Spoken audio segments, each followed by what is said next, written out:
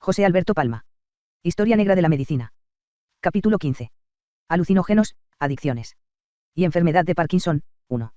En 1953, 2 años después de matar a su mujer de un disparo en la cabeza mientras ambos jugaban a Guillermo Tell en un bar de la Ciudad de México, el escritor estadounidense William Burroughs inició una expedición por Sudamérica para encontrar la ayahuasca o yagé, una bebida alucinógena utilizada por los chamanes del Amazonas.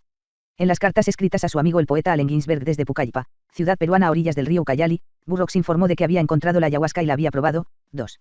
El escritor describió la maravillosa capacidad de la ayahuasca para extender la consciencia, inducir obediencia automática, alterar la mente, perturbar los sentidos y, en definitiva, generar estados que van más allá de toda descripción, todo ello después de inducir violentos episodios de vómito.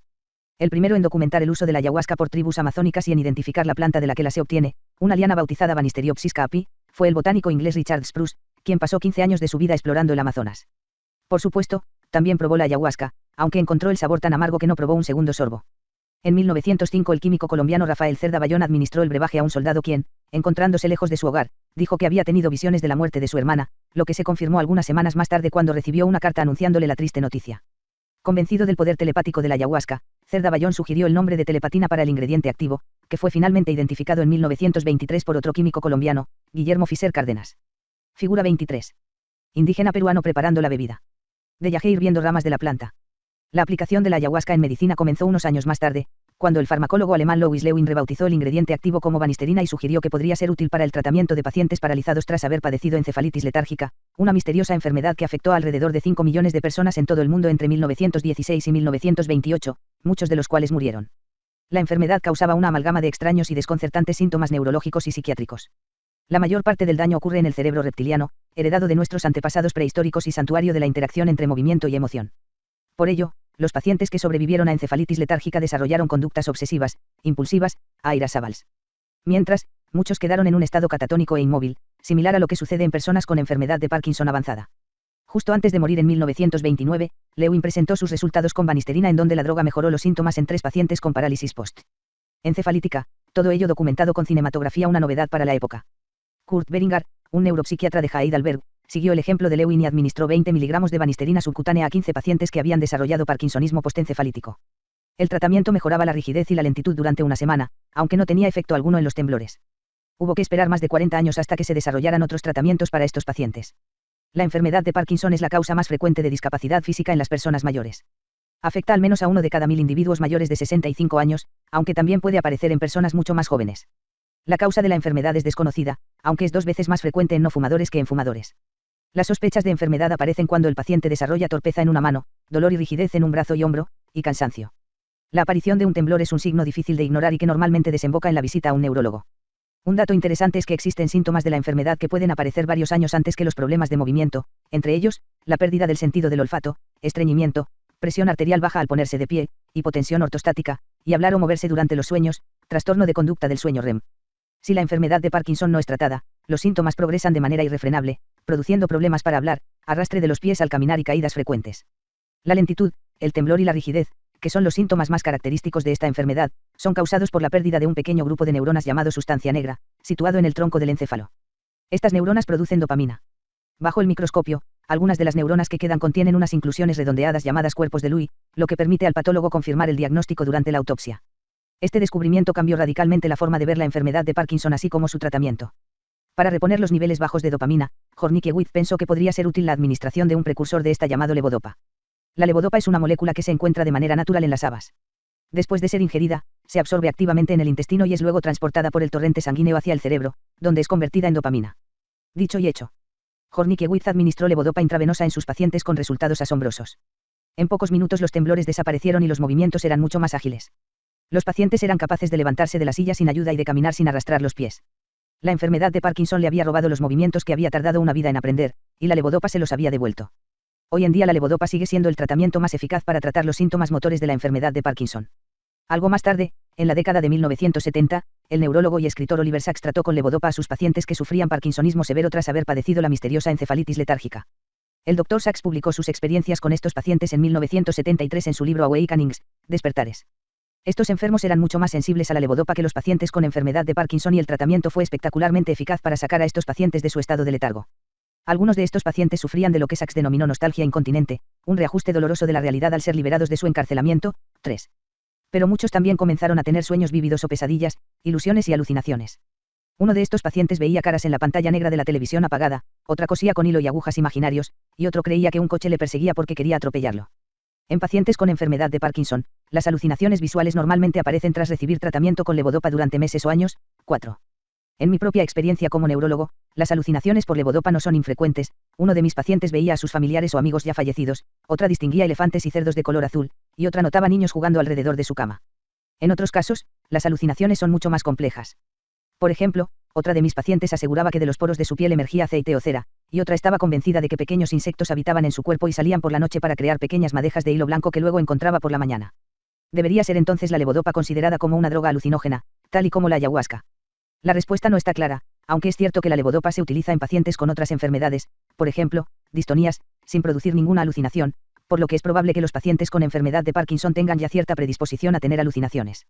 Otro fármaco similar, la selegilina, fue desarrollado en Budapest en la década de 1960, inicialmente como estimulante. Su estructura química es parecida a la de la anfetamina, aunque poco después se comprobó su utilidad en pacientes con Parkinson.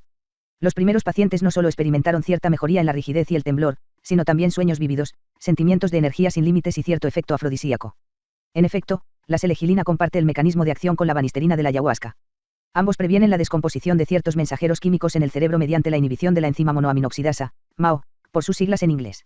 Al inhibir la MAO, los niveles de dopamina en el cerebro aumentan, lo que además mejora los síntomas de la enfermedad de Parkinson. Pero los inhibidores de la MAO también tienen otros usos. En realidad, para hacer la ayahuasca, los indígenas del Amazonas mezclan la BKP con ramas de otras plantas alucinógenas, como la Cichotria viridis, y de esta manera aumentar los efectos psicotrópicos del brebaje. Esto es así porque la banisterina de la BKP evita la destrucción de la dimetiltriptamina, una molécula de alto poder psicotrópico contenida en P. viridis, lo que aumenta significativamente los efectos psicodélicos de esta última. Pero volvamos con Burroughs. En 1956, ya cansado de experimentar con la ayahuasca, el escritor viajó a Inglaterra para recibir tratamiento de su adicción a la morfina. Buscó a un médico llamado John Yerbury Dent, famoso por utilizar un medicamento llamado apomorfina para tratar el alcoholismo. Aunque la apomorfina es un derivado sintético de la morfina, los efectos de ambos no tienen nada que ver. El tratamiento de Burroughs empezó con inyecciones de 1/20 de gramo de apomorfina cada 2 horas, día y noche.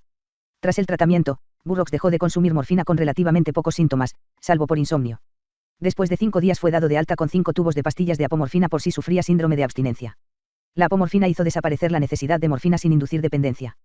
Entraba en el sistema y luego salía, sin dejar rastro. En palabras de Burroughs, era como un policía que cumplía con su deber y luego se iba a su casa. Y, aunque la apomorfina había alejado su dependencia de la morfina, había intensificado su agudeza mental y aumentado su deseo sexual. Era el tratamiento ideal. Un poco más tarde se descubrió que la apomorfina actúa en el cerebro haciendo que los receptores de dopamina se abran, lo que significaba que los pacientes con Parkinson podrían beneficiarse de este fármaco. En efecto, la apomorfina fue utilizada por los neurólogos con resultados satisfactorios. Pero más y más pacientes con Parkinson se dieron cuenta de que la respuesta a la apomorfina era cada vez más frágil. Los temblores volvían rápidamente y muchos se quedaban petrificados en mitad del día. En efecto, la apomorfina tiene una semivida de eliminación de 40 minutos en el cuerpo, lo que la convierte en un tratamiento eficaz pero por muy poco tiempo. Hoy en día, para que la apomorfina tenga eficacia durante mayor tiempo, se administra durante infusión subcutánea continua. La relación entre las adicciones y el Parkinson sufrió otra vuelta de tuerca en la década de 1990. Fue en esa época cuando algunos pacientes, después de recibir tratamiento, se volvieron adictos a los juegos de azar o al sexo. Que los medicamentos prescritos para tratar una enfermedad neurodegenerativa pudieran desencadenar conductas adictivas parecía al principio algo absurdo. Pero en realidad hoy se sabe bien que los circuitos de dopamina en el cerebro son imprescindibles para la formación de hábitos, costumbres y adicciones. Otro de mis pacientes era un agricultor de unos 50 años que estaba tomando altas dosis de levodopa. Su mujer nos contó que este se había convertido en una persona horrible y mentirosa, obsesionada con los efectos euforizantes de la levodopa. Frecuentemente se daba atracones de comida, gastaba dinero de manera irresponsable, y visitaba páginas pornográficas en Internet. Lo más curioso es que, cuando se le preguntaba al paciente, este lo admitía todo y, además, declaraba sentirse feliz, sin ningún remordimiento. No fue el único caso. Para conseguir más medicación, los pacientes se quejaban a los médicos de que su dosis no era suficiente y exigían que se les aumentase la dosis de levodopa, convirtiéndose en esclavos de su medicación. Los familiares se lamentaban de cambios bruscos de humor, celos enfermizos, apuestas ilimitadas, conductas sexuales compulsivas, y una gran fascinación por rituales estereotipados y repetitivos como, por ejemplo, montar y desmontar una bicicleta varias veces al día. Muchos pacientes acabaron divorciados o incluso en la cárcel. Resulta tranquilizador saber que, en la inmensa mayoría de los casos, estos efectos desaparecen al dejar de tomar el tratamiento. Pero no solo ocurría con pacientes. En Internet era posible encontrar foros y blogs en donde se describían subidones en culturistas que utilizaban hierbas con alto contenido en dopamina para notar efectos afrodisíacos, o toxicómanos que mezclaban dopamina con cocaína para experimentar alucinaciones visuales, insensibilidad al dolor, o volver a la infancia. De hecho, hay muchas plantas que contienen levodopa de manera natural. Como he comentado antes, las habas, Vicia faba, son una de ellas. En sus plántulas, vainas y semillas hay niveles significativos de levodopa. De hecho, cuando los pacientes con enfermedad de Parkinson las toman pueden experimentar cierta mejoría, que se corresponde con un aumento de los niveles de levodopa en sangre. En zonas rurales en los que es difícil obtener pastillas de levodopa, las habas se han utilizado con éxito para tratar pacientes con síntomas leves. Otros fármacos que actúan en los receptores de dopamina, como la bromocriptina, la pergolida y la cabergolina, se obtienen del cornezuelo del centeno, Claviceps purpurea, un hongo parásito de los cereales. En la antigüedad se utilizaba con cierta frecuencia para inducir el parto y tratar los dolores de cabeza. También a la papaya se le han atribuido propiedades antiparkinsonianas. De hecho, en 2003 era difícil encontrarla en el mercado porque se supo que el Papa San Juan Pablo II la tomaba por indicación del Dr. Luc Montagnier, codescubridor del virus del SIDA. Que el Papa tomaba papaya y que tuvo una mejoría transitoria del temblor durante esa época es cierto. Pero si ambos hechos están relacionados es una incógnita. Como era de esperar, en la naturaleza también hay plantas que contienen moléculas que inducen enfermedad de Parkinson. Las cícadas y plantas similares crecen en la isla de Guam y otras islas del Pacífico y tienen forma de palmera, aunque tienen poco que ver. La ingestión de las semillas de esta planta se asocia con enfermedades neurodegenerativas, debido al alto contenido de una sustancia tóxica denominada beta-metilamino-L-alanina. El lítico body, como la denominan los nativos, se presenta a veces como una parálisis progresiva, que convierte a quienes la sufren en estatuas humanas. En otras ocasiones, sus síntomas son parecidos a los de la enfermedad de Parkinson, acompañada de demencia. En la isla de Guadalupe, en el Caribe, es extraordinariamente frecuente un parkinsonismo agresivo que se ha asociado al consumo de guanábana, Anouna muricata, por su alto contenido en acetogenina, una molécula con efectos neurotóxicos. Y es que no todo lo natural es sano.